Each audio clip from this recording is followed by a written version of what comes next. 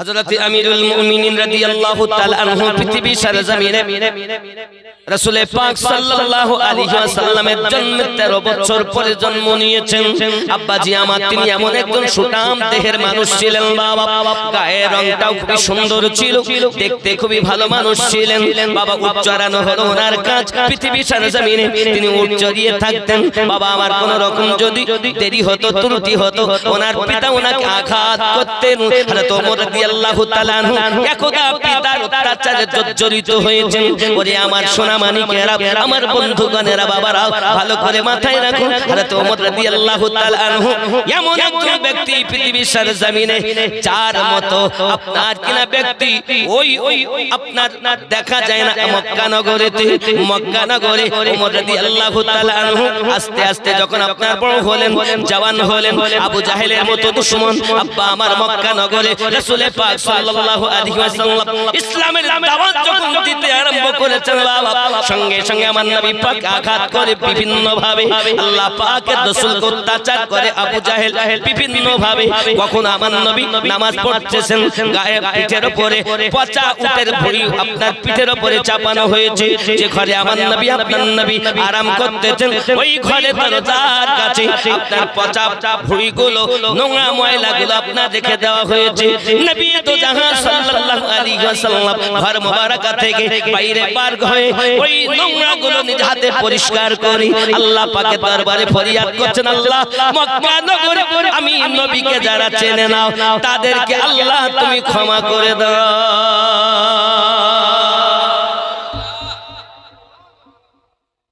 আপনার ঘরের দরজা, আপনার ঘরের দরজা যদি কেউ গরুর পায়খানা মানে গোবর দরজার মুখে যদি দেখে যায়, আপনার কি মনে হবে? এই কে করেছে? যদি কেউ বলে হ্যাঁ ওই আমিনুদ্দিন করেছে, তো ওর নামে বিচার হবে না? হবে না? আব্বাজি আমার যদি কখনো মক্কা নগরে যাওয়ার আল্লাহ পাক নসিব দান করেন, মক্কা নগরে যাবেন, খানায় কাবার পরে আপনি মাকামে ইব্রাহিম দেখতে পাবেন। মাকামে ইব্রাহিম বলতে আল্লাহর নবী ইব্রাহিম খলিলুল্লাহর কদম মোবারকের ছাপ, ওই কদম মোবারকের ছাপের পরে আপনি পাবেন আপনার আবে জমজমের কুয়ার নল, কূপের নল, যে নল দিয়ে জমজমের পানি প্রবাহিত হয়, ওই নলটা ওভারটেক করে যাবেন সাফা মারওয়া। ওই সাফা মারওয়ার পরে আপনি আর ওই পিছনের দিকে যাবেন, ওইখানে দেখবেন আবু জাহেলের বাড়ি, যেটাকে হাম্মাম খানা বলা হয়, পায়খানা পেশাবের ঘর। আব্বাজি আমার ওইখান থেকে ওভারটেক করে সম্মুখে দেখতে পাবেন হলুদ রঙের একটা ঘর। এই ঘরটা হলো আমার নবী আপনার নবীর জন্মভূমি ঘর। এই ঘরে আপনার আমার নবী যখন বসবাস করতেন বাবা, দুশমনের দল এসে ওই ঘরের দরজার কাছে পচা ভুঁড়িগুলো রেখে যেত, ময়লাগুলো রেখে যেত, আপনার আমার নবী নিজ হাতে পরিষ্কার করে দিতেন। আম্মা খাদিজা রাদিয়াল্লাহু তাআলা বলতেন, ইয়া রাসূলুল্লাহ, ইয়া হাবিবাল্লাহ, আপনার প্রতি কত তাদের দুশমনী, দরজার সম্মুখে নোংরা রেখে গিয়েছে, আমি খাদিজা পরিষ্কার করে দেই। আমার নবী বলেন, খাদিজা না না, চিন্তার কোনো কারণ নাই, আমার আল্লাহ পাক আল্লাহ তাআলা আমাকে দুনিয়া জমিনে পাঠিয়েছেন, আমি পরিষ্কার করে দেই। নবী আমার নিজে করলেন আর ফরিয়াদ করে করে বললেন, আল্লাহ আমার, রব আমার, আমার মক্কাবাসী প্রতি গজব দিও না আল্লাহ, ইসলামটাকে বোঝার ক্ষমতা দাও।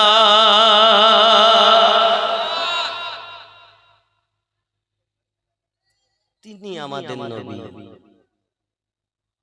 আল্লাহ হলেন রহমানুর রহিম, আমাদের নবী হলেন রউফুর রহিম। জোরে বলে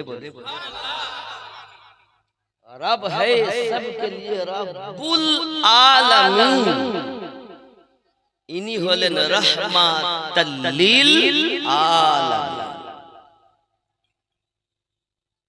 वो रब है, ये वो रहमत है, वो खुदा है, ये मुस्तफा है, वो ला शरीक है, ये बेसया है, ना उनका कोई शरीक है, ना इनकी जैसा कोई बनने में ये बेमिसाल, बनाने में वो लाजवाब।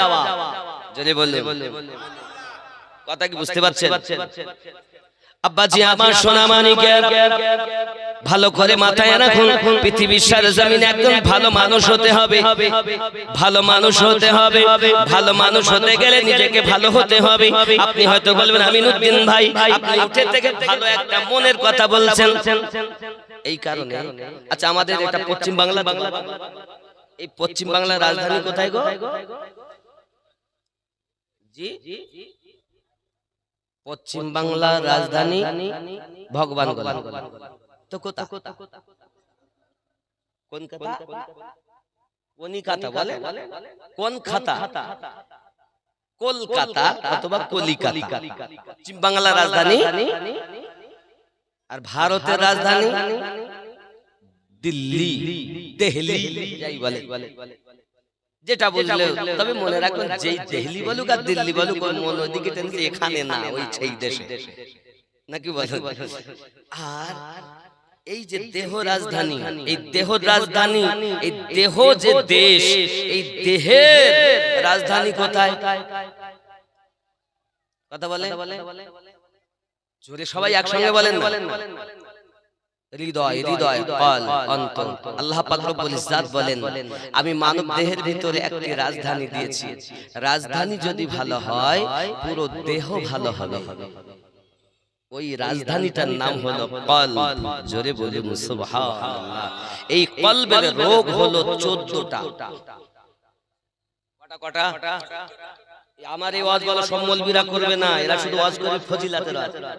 ডান পা দিয়ে মসজিদে উঠলে এতটা নেকি, বাম পা দিয়ে হাগার ঘরে গেলে এতটা নেকি,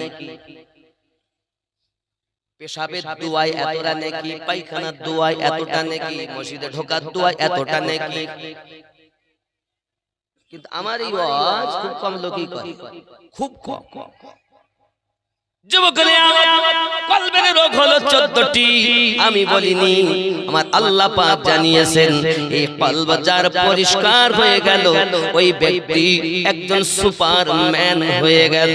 কলব যাহার ভালো, দেহ তার ভালো, মন যাহার ভালো, সবকিছু তার ভালো। মন যার ভালো, ইবাদত তার ভালো। মন যার ভালো, দান তার ভালো। মন যার ভালো, কথা তার ভালো। মন যার ভালো, সবকিছু তার ভালো। ঠিক না বলে?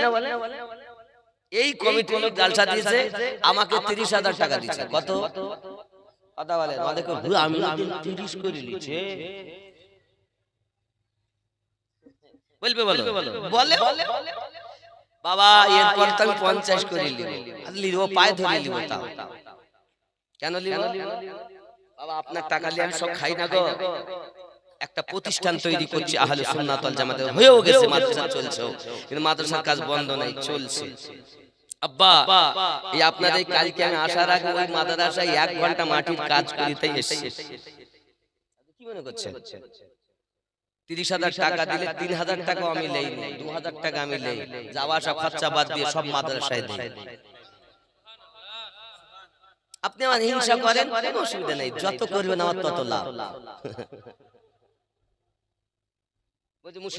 গরিবকে বললে মুর্শিদ, আমার কাছে বলতেন মুর্শিদাবাদ না, এটা মুর্শিদাবাদ মানে মুর্শিদের আবাদ। যে জায়গায় মুর্শিদ থাকে তার আবার গরিব হয় না, এটা আমার মুর্শিদ।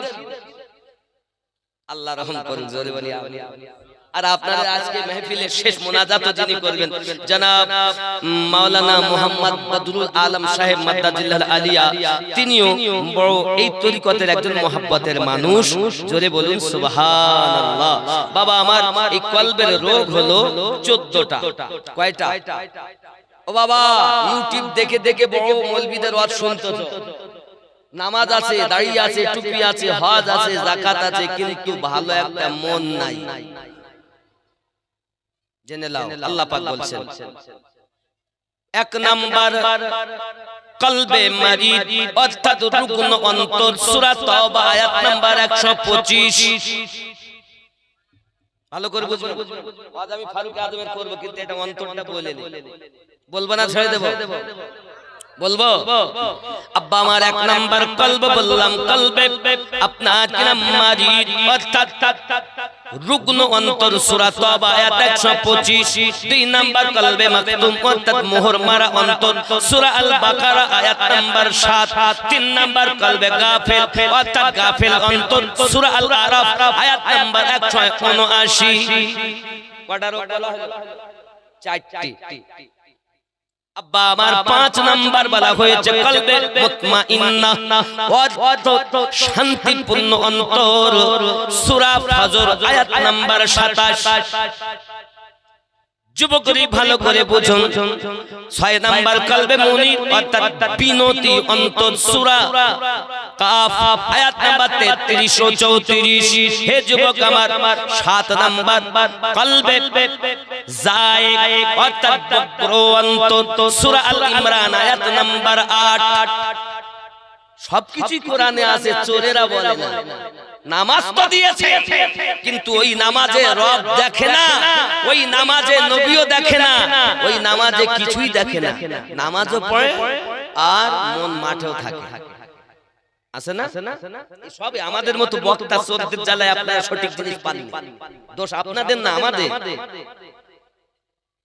আব্বাজি আমার ভালো করে বুঝুন আট নাম্বার কলবে আমা অর্থাৎ অন্তর অন্ধ অন্তর কলবে আমা অন্ধ অন্তর অন্তর দেখে না অন্ধ তার মানে কলবে চোখ আছে জোরে বলে দারিমি শরীফের ভিতরে লেখা জিবরিল আলাইহিস সালাম বলেন নবীকে যেদিন মিরাজে নিয়ে যায় গোসল দেওয়া হয় আমার নবী পাকের কলবে আমি জিবরিল দুইখানা চোখ দেখেছি রাসূলে পাকে জাহিরি দুটি চোখ কলবি দুটি চোখ আবু দাউদ শরীফে বলা হয়েছে মোহরে নবুয়ত কো চোখ নবী আমার বলেন আমি ডাইনে যেমন দেখি বামে তেমন দেখি সামনে যেমন দেখি পিছে তেমন দেখি উপরে যেমন দেখি নিচে তেমন দেখি আমার কাছে কিছু লুকায়িত নাই মা কানা মায়া কুন সব কিছুই আমি দেখেছি এজন্য সরকার আলা হযরত আজিমুল বরকত আলাইহি রহমান রিদওয়ান বলেছেন और क्या और कोई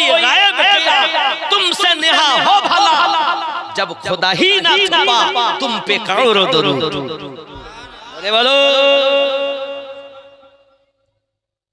বুঝতে হবে খালি পড়লে হবে না বোঝার নামই আসে বুখারী শরীফ যদি ইশকে রাসূলের কাছে পড়া হয় তো তোমার দেহের রোগ চলে যাবে আর বুখারী যদি দুশমনে নবীর কাছে পড়া হয় তো রোগ আসবে কি কি রোগ আসবে কিয়াম নাই দরুদ নাই দোয়া নাই মিলাদ নাই নাই নাই নাই কিছুই নাই ও আছে শয়তান কথা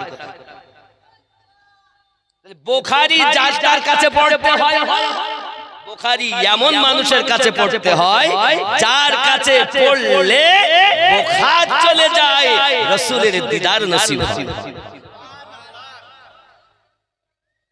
যুবক আমার কথায় রাগ করো না 9 নাম্বার কলবে খাস অর্থাৎ বিনতি অন্তর সূরা আচ্ছা অন্ধ অন্তরটা আয়াত বলা হয়নি সূরা হজ আয়াত নাম্বার 46 9 নাম্বার কলবে খাস অর্থাৎ বিনতি অন্তর সূরা হজ আয়াত নাম্বার 54 10 নাম্বার কলবে কাসি অর্থাৎ কঠিন অন্তর সূরা আনআম আয়াত নাম্বার 43 11 নাম্বার কলবে মুকাফফাল অর্থাৎ তালা লাগানো অন্তর সূরা মুহাম্মদ আয়াত নাম্বার 24 12 নাম্বার কলবে মনসুর অর্থাৎ পর্দা পড়া অন্তর সূরা আনআম আয়াত নাম্বার 25 13 নাম্বার গালিজুল কলব অর্থাৎ কঠোর অন্তর সূরা ইউনূস আয়াত নাম্বার 88 14 নাম্বার কলবে মারিন অর্থাৎ জং ধারা অন্তর সূরা মুতাফফিফিন আয়াত নাম্বার 13 এই 14 প্রকারের কলবে রোগ যার আছে ওই ব্যক্তি নামাজ পড়লো দেহ ঝুকানা ইবাদত नहीं जिस्म को झुकाना जाहिरी इबादत है दिल को झुकाना बातिनी इबादत है शरीयत लेकर इबादत नहीं होती है चार चीजों को लेकर इबादत होती है शरीयत तरीक़त मारिफत हकीकत चार मिले হয় আল্লাহর ইবাদত ये आवाज আপনাকে কোনো মনে শুধু আজ ফজিলত এই কাফের মুনাফিক কি শুরু করেছে এই ভারতে কোন মুফতিতে কোন বক্তাতে ইসলাম প্রচার করেনি, করেছে আশিকে রাসূলে। জোরে বলে।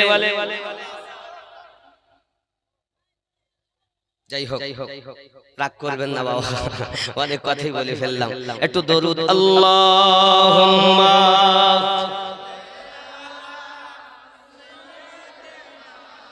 মাওলানা মুহাম্মদ ওয়া আলা আলি সাইয়্যিদিনা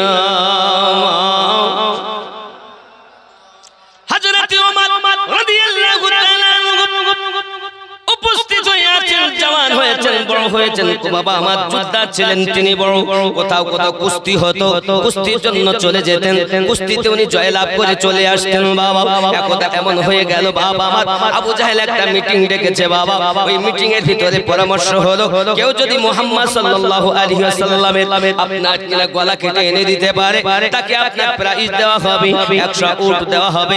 ফারুক আযম রাদিয়াল্লাহু তাআলা বলেন, এই কাজটা আমি করতে পারবো, আমি এটা করতে পারি।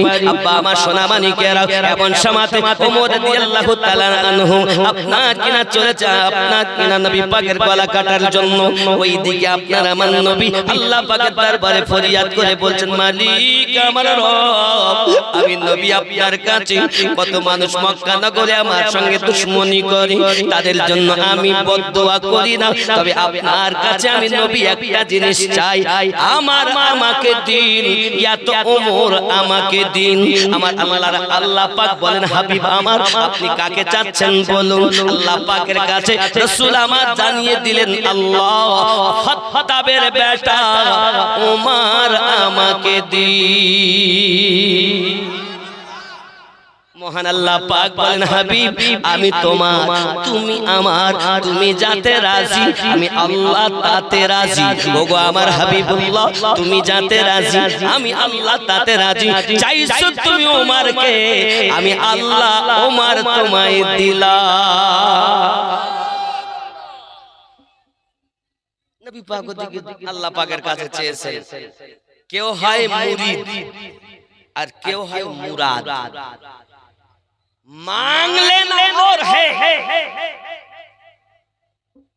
मांगले ना और है। ওমর তিনি যে নিয়েছিলেন আল্লাহর হাবিব যাকে, ফারুক আযম হলেন তিনি। জোরে বললে আব্বাজি আমার সোনা মানিকেরা, হযরত ওমর রাদিয়াল্লাহু তাআলা আনহু তলোয়ার নিয়েছেন, এখনো কলেমা পড়েননি মুশরিকি হালাতে। আব্বা আমার মুসলমানের সংখ্যা এক এক করে 39 জন হয়ে গেছে। আব্বা আমার রাস্তা দিয়ে যাচ্ছেন, আব্দুল্লাহ বিন নাইম তাকে জিজ্ঞাসা করছে, বাবা কোথায় যাও ওমর, এত জালালি মেজাজ কেন? ওমর বলে, আমি রাসূলের পাকের গলা কাটতে যাচ্ছি, আজকে কোনো না কোনো রফা দফা তার সঙ্গে হবে, কারণ আমাদের ধর্ম বাদ দিয়ে নতুন ধর্ম প্রচার করে, এটা কখনো সম্ভব নয়, তাই আজ রফা দফা করার জন্য চলে যাচ্ছি। সঙ্গে সঙ্গে বাবা আমার তিনি ডাক দিয়ে বলেন, আয় ওমর তুমি যাচ্ছ নবী পাকের সঙ্গে রফা দফা করতে, তুমি কি খবর রাখো নবী যে ধর্ম প্রচার করে ওই ধর্ম তোমার দুলাভাই আর তোমার বোনের কাছেও ঢুকে গেছে। চললে আয় ওমর, তোমার দুলাভাই তোমার বোন তারা তো ইসলাম গ্রহণ করেছে, রফা দফা করতে যাচ্ছ মুহাম্মদ সাল্লাল্লাহু আলাইহি ওয়াসাল্লামের সঙ্গে, যাও। ওমর রাদিয়াল্লাহু তাআলা আনহু বলেন, তাই নাকি? চললেন বোনের বাড়ি। আব্বাজি আমার ঘরের দরজার কাছে গিয়ে দাঁড়িয়েছেন, ভিতরে কোরআন মাজিদ তেলাওয়াতের আওয়াজ শোনা যায়। জোরে বল, এই যুবকেরা চকনাজির পরের মা খালা শুনে নিন, রাতের বেলা আমার নাম আমিনুদ্দিন আলী, দুটো কথা আপনাদেরকে বলে আমি চলি। ওরে আমার জননী, আমাদের ঘরে দরজার কাছে যদি কেউ এসে দাঁড়ায়, সিনেমার আওয়াজ পায়, সিরিয়াল দেখার শব্দ পায়, আল্লাহর কোরআন তেলাওয়াতের শব্দ পাই না, আমার জননী মায়েরা পৃথিবীর জমিনে বেশি বেশি করে যে ঘরে আল্লাহর কোরআন তেলাওয়াত হয়, আল্লাহ পাক ওই ঘরে রহমত বর্ষণ করে দেয়। আমাদের ঘরে কোরআন সিরিয়া, সিরিয়া একটু সময় হলো সিরিয়া, সারা দিন বেটা ওই রকম হয়েছে, বিটি এরকম হয়ে যাবে। আমার আব্বা আমার মা ভালো করে বুঝুন, ঘরের ভিতরটাকে আপনারা মরুভূমি ময়দান বানাবেন না, ঘরটাকে আপনারা আবাদ করুন, প্রেমের আবাদ করুন। ঘরে আপনি তালিম দিন, নিজেও তালিম গ্রহণ করুন, আল্লাহর কোরআন তেলাওয়াত করুন। যাই হোক না কেন বাবা, ওমর রাদিয়াল্লাহু তাআলা আনহু দরজার সম্মুখে যখন শুনতেছেন আল্লাহ পাকের কোরআন তেলাওয়াত, এখন আপনার দরজায় আওয়াজ দিয়েছেন, আব্বা আমার আওয়াজটা শোনার পরে দেখা গেল হতভম্ব হয়ে গেলেন, আশ্চর্যান্বিত হয়ে গেলে আমার ভাইয়েরা, এই যুবকেরা আমার, তিনি মক্কা নগরীর একজন বীর পুরুষ যোদ্ধা, তিনি আপনার নাঙ্গা তলোয়ার নিয়ে ঘোরাফেরা করতেন বাবা, খুব রাগান্বিত ছিলেন তিনি, এক জাতি মানুষ ছিলেন, যাহা বলতেন তাই করতেন। যেমন দেখুন অনেক বাচ্চা অনেক ছেলে আছে বাবা, যা বলে তাই করে, এমন রাগ তাদের বাবা, যা ইচ্ছা এটা দিতেই হবে, খাওয়া দাওয়া বন্ধ। বাপ আদর করে, বাবা টাকা নাই কোথা থেকে দেব, মা বলে বাবা কোথা থেকে দেব, আমি কিচ্ছু জানি না। এক বই ফারুক আজম রাদিয়াল্লাহু তাআলা আনহু এরকমই ছিলেন তৎকালীন, ইসলাম গ্রহণ করার পর পরিবর্তন হয়েছেন, কিন্তু প্রথমে এরকমই ছিলেন। এক যা বলবে তাই, যদি বলে তোরে মেরি খাও তা এরকম। এখন হযরত ওমর রাদিয়াল্লাহু তাআলা আনহু বড় রাগান্বিত মানুষ, তিনি করলেন কি বাবা, দরজা যখন আওয়াজটা পেয়েছে তার বোনেরা সঙ্গে সঙ্গে আশ্চর্যান্বিত, উপায় নাই দরজাটা খুলতে, বলছেন দরজা খোলো। আব্বা আমার কোরআন মাজিদটাকে আপনাকে সাইড করে রেখেছেন, রাখার পরে দরজাটা খুলে দিয়েছেন। ওমর রাদিয়াল্লাহু তাআলা আনহু জিজ্ঞাসা করে, বোন তুমি কি ধর্ম ত্যাগ করে দিয়েছো? এ বাবাজি আমার, এমন সময়তে আপনার কেনা, উনি বলছেন না আমরা ধর্ম ত্যাগ করব কেন, আমরা তো সঠিক ধর্মতে আছি। আব্বাজি আমার মার শুরু করেছেন, মারতে মারতে আঘাত করে দিয়েছে মুখের ভিতরে, আঘাত করে দিয়ে রক্ত যখন পড়তেছে বাবা, স্বামীকে বাঁচানোর জন্য আপনার স্ত্রী যখন এগিয়ে গিয়েছে, ভাই আমার এমন করে আঘাত করো না, বোনটাকে আঘাত করে, আব্বা আমার তলোয়ারে উল্টা পিঠ দিয়ে দিয়ে বোনটাকে আঘাত করতেছে। ইমানের এত জোর, বোন ডাক দিয়ে বলে ভাই এই ধর্মের জন্য জীবন দিতে রাজি, ইমানের দাগ লাগতে দেব না।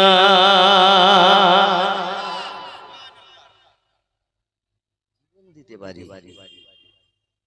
হযরত ওমর রাদিয়াল্লাহু তাআলা আনহু আঘাত করলেন, প্রচুর রক্ত পড়তেছে বাবা আমার, সোনামানিক রক্ত পড়ে, তবু তার জবানে একই কথা, ইসলাম ধর্ম ছাড়তে পারবো না, কারণ যার দুধ ওমর ফারুক পান করেছেন তার দুধ আপনার কিনা হযরত ফাতিমা তিনিও পান করেছেন। ও সোনামানিকের আমার, এমন সময়তে দেখা গেল পৃথিবীর জমিনে একই জনার বাপ ভাই যেমন বোন তেমন রাগান্বিত। যুবক যখন পুনে কথাই বলেছে ভাই যতই মানেন আমাকে আঘাত করেন, আমার একটি মাত্র শেষ কথা, মেরেও যদি আপনি ফেলে দেন, আমি যদি শেষ নিঃশ্বাস ত্যাগ করে দেই আপনার আঘাতে, তবু জেনে রাখুন আমি ইসলাম ত্যাগ করতে পারবো না। ওমর রাদিয়াল্লাহু তাআলা আনহু এই কথাটি যখন শুনেছেন, তখন তার মনের ভিতরে একটা আসর হয়েছে, সঙ্গে সঙ্গে তিনি বলতেছেন, ওগো আমার বোন কি তুমি পড়তেছিলে আমাকে একটু শোনাও না? বলে না না না, আপনাকে শোনানো যাবে না, ওই কালাম ওই কিতাব আপনাকে পবিত্র হতে হবে, গোসল করতে হবে। সঙ্গে সঙ্গে বোন আপনাকে না ভাই কি বলে, ভাই তখন বলে আমি ওযু করতে জানি না, গোসল করতে জানি না। ওনার নিয়ম শিক্ষা দিলে ওমর ওযু আপনার করে পবিত্র হয়ে এসে বসেছে। বোন কোরআন মাজিদ তেলাওয়াত শুরু করে দিয়েছে। জোরে বলুন না ইয়া রাসূলুল্লাহ। যুবকরা আমার, আল্লাহ পাকের কোরআন তেলাওয়াত শুরু যখন করে দিয়েছে, সঙ্গে সঙ্গে ভাই আপনার ওমর রাদিয়াল্লাহু তাআলা আনহু শ্রবণ করতেছেন, চিন্তা করতেছেন, তাই তো এত সুন্দর বাণী আমি জীবনেতে শুনিনি। বোন শুরু করেছেন, আউযু বিল্লাহি মিনাশ শাইতানির রাজীম, বিসমিল্লাহির রাহমানির রাহিম,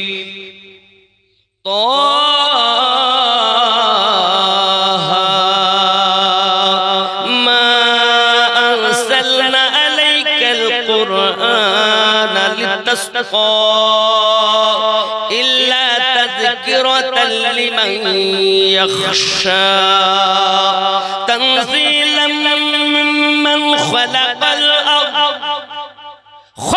الأرض والسماوات الأولى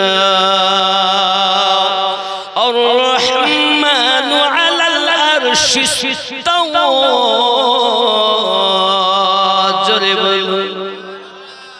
পাঁচটি আয়াত যখন কোন শুনিয়েছে হযরত ওমর রাদিয়াল্লাহু তাআলা তিনি কাব্য রচনা সাহিত্যিক ছিলেন, ভালো কবিতা রচনাও করতে পারতেন তিনি। ওমর রাদিয়াল্লাহু তাআলা বলেন, বোন রে, এটা কোন কবির কাব্য হতে পারে না, এটা কোন সাহিত্যিকের কোন কথা হতে পারে না, দুনিয়ার কোন মানুষের রচিত কথা হতে পারে না। ওরে আমার বোন, যে কথা তুমি পড়তেছো, যেটা তুমি বলতেছো, এটা দুনিয়ার কোন মানুষের রচিত নয়, এটা মনে হয় এটা আসমানি ভাষা, এটি আসমানি ভাষা। বোন, তুমি আর একবার আমাকে পড়ে পড়ে শোনাও। এই জন্য তো কবি বলা হয়, বলেছেন কি লিখেছে দেখো। আল্লাহ তাআলা বলেন, কালেমা পড়ছো, আমাকে একটু কালেমা পড়িয়ে দাও।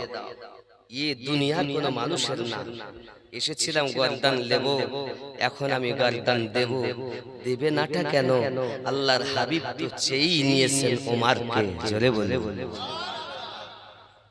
এখন ওমর রাদিয়াল্লাহু তাআলা বলেন, আমি যাব, চলো নিয়ে দুলা ভাই সহ বোন সহ আমার রাসূল পাক সাল্লাল্লাহু আলাইহি ওয়াসাল্লাম যেখানে সেখানে গেলেন। আব্বাজি আমার যাচ্ছেন, এমন যেসব সাহাবায়ে কেরাম রিদওয়ানুল্লাহি তাআলা আলাইহিম আজমাইন ওখানে উপস্থিত, তারা বলছেন, হুজুর ওমর আসছেন, হাতে নাঙ্গা তলোয়ার। আমার রাসূল বলছেন, তাকে আসতে দাও। ওমর রাদিয়াল্লাহু তাআলা আনহু গেলেন, যাচ্ছেন, নবী পাক বলছেন, ঠিক এটা কালেমা পড়িয়া আমাকে ইসলামে দাখিল করিয়ে নিন। রাসূল করিম সাল্লাল্লাহু আলাইহি ওয়াসাল্লাম কত খুশি হলেন। ফারুক আজমের কালেমা পড়াতে আসমানের ফেরেশতারাও খুশি। ওমর আসছেন, ওদিকে আল্লাহ পাকের রাসূলের কাছে ওহী, হুজুর ওমর আসছেন। আমার নবী বলেন, আসতে দাও। আকাশের ফেরেশতারা আকাশে পর্যন্ত নারা লেগেছে, জমিনেও নারা লেগেছে, কারণ ওমর তিনি 40তম মুসলমান। উনি বলেছিলেন 40 হতে দেব না, আর মাসিয়াতে খোদাবন্দি বলেন 40 হোক কর रहेगा, 40 হোক কর হি रहेगा। সুবহানাল্লাহ। এখন মানুষ মরার পর আমরা 40 করি না। একজন এসে বলবে হাতির দাঁত, মশির দাঁত, কি বলবে? বেদাত। যখন থেকে ফারুক আজমের দ্বারাই ইসলাম গ্রহণ হয়েছে, আমরা তখন মনে করি 40 দিন মানুষ মরার পরে একটু দুয়ার আয়োজন করি, তাই আমরা করি।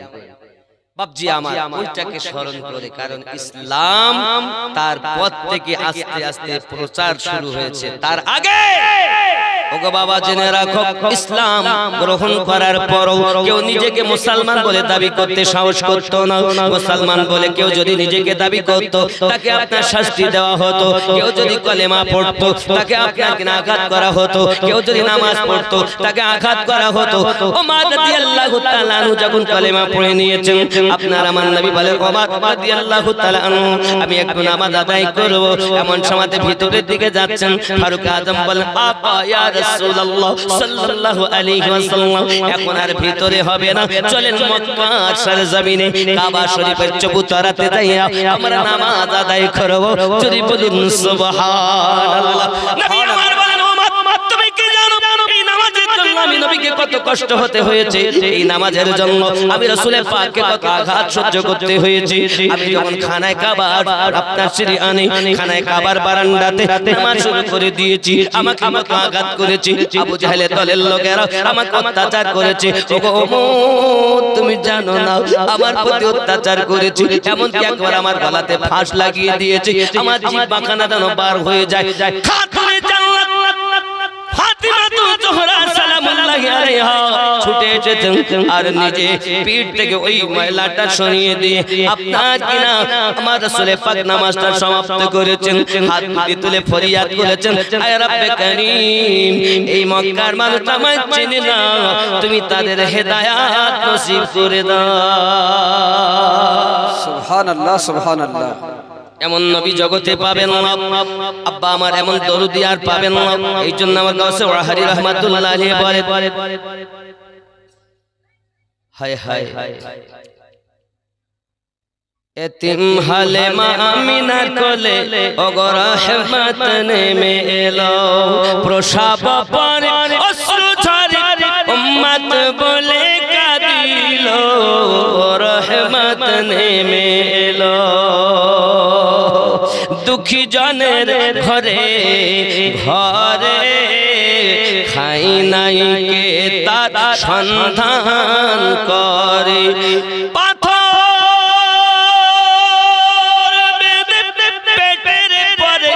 নিজের রাত্রি কাটালো রহমত নেমে এলো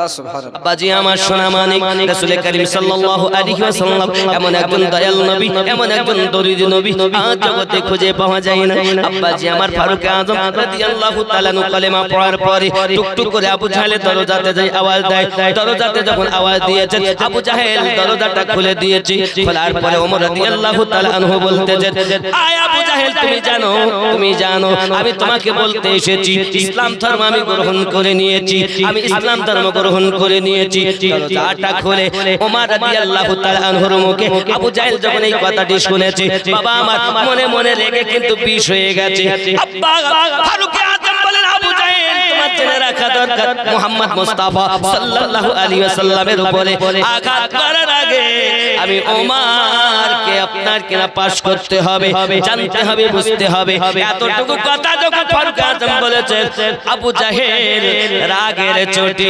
দরজা বন্ধ করে দিয়েছে জানিয়ে দিয়ে গেলাম মুহাম্মদ সাল্লাল্লাহু আলাইহি ওয়াসাল্লামের বিরুদ্ধে যদি কোনো কথা বলো আমি ওমর তোমাদের বেঁচে থাকতে কোনো মায়ের বেটা মায়ের কোলে ফিরে যেতে দেব না আবু জাহেল দেখে ভাব খারাপ কিছু করে আব্বাজি আমার এবার তারা দলবদ্ধভাবে লেগে গেল আব্বাজি আমার মুহাম্মদ সাল্লাল্লাহু আলাইহি সাল্লামের প্রতি আপনার আঘাত করার জন্য এমন 3 বছর পর্যন্ত শিয়াবে আবু তালেবে থাকতে হয়েছে আপনার আমার নবী সাল্লাল্লাহু আলাইহি ওয়াসাল্লাম মক্কা থেকে আপনার মদিনায় হিজরত করবেন তার আগে আপনার কিনা পাঠিয়ে দিলেন এই যুবকেরা আমার অনেক ঘটনা এখানে রয়ে গেছে আমার নবী সাল্লাল্লাহু আলাইহি ওয়াসাল্লাম ওমর রাদিয়াল্লাহু তাআলা আনহু কালেমা পড়ে নেওয়ার পরে বড় খুশি হলেন বড় আনন্দিত হলেন এনার ভিতরে আপনার কিনা পাওয়ার কত দেখুন এনার ভিতরে কত আপনার মোহাব্বতে পাওয়ার আল্লাহ পাক দান করেছেন ওমর রাদিয়াল্লাহু তাআলা একদিন মসজিদ নববীর ভিতরে আপনার খুতবা দিচ্ছেন আর খুতবা দিতে বলছেন ইয়া সারিয়াতাল জাবাল কি বলছেন এখন মক্কার ওরা তো মদিনার মানুষ আরবিয়ান মানুষ আরবি ভাষা ওনারা বোঝেন আমি আমিনুদ্দিন বাঙালি আপনারা বাঙালি আমি যদি কোনো কথা বলতে গিয়ে বেশি শব্দ বলি তা আপনারা বুঝতে পারবেন না পারবেন কি পারবেন আব্বাসি আমার ফারুক আযম যখন এই কথা বললেন ওরা তো বলছে এই কথা কেন খুতবার পরে জিজ্ঞাসা করছে ফারুক আযম আপনি এই কথা বললেন কেন যে সারিয়া জাবল পাহাড়ের দিকে খেয়াল করো এ কথা বললেন কেন তো ফারুক আযম বলেন আবার আপনারা শুনবেন থাকো শুনতে হবে না বলতেই আপনাকে হবে কারণ আপনি খুতবা দিচ্ছেন বেশি শব্দ বলছেন কোথায় সেই জাবল পাহাড় আর কোথায় মসজিদ নববী আপনি এখান থেকে আওয়াজ দিচ্ছেন উনি বলছেন আমি এখানে খুতবা দিতে দিতে ওনাকে দেখতে পাচ্ছি যারা ওয়াহাবিরা বলে না যে দেখতে পায় না সাহাবী বলছে দেখি আর ওয়াহাবি বলছে দেখে না আমরা সাহাবীকে মানি ওয়াহাবিকে মানি জোরে বলো সাহাবী বলছেন আমি দেখছি কি দেখছেন না তো জিহাদের মাঠে দুশমনের দল জাবলা পাহাড়ের তলদেশ থেকে সারিয়ার প্রতি অত্যাচার করতে আসতেছে। আমি খুতবা দিচ্ছি মসজিদ নববীতে, দেখতে পাচ্ছি হাজার হাজার মাইল দূরের অবস্থা। জোরে বলুন যুবক, আপনি যদি বলেন দেখে না, তো আপনি ওয়াহাবি।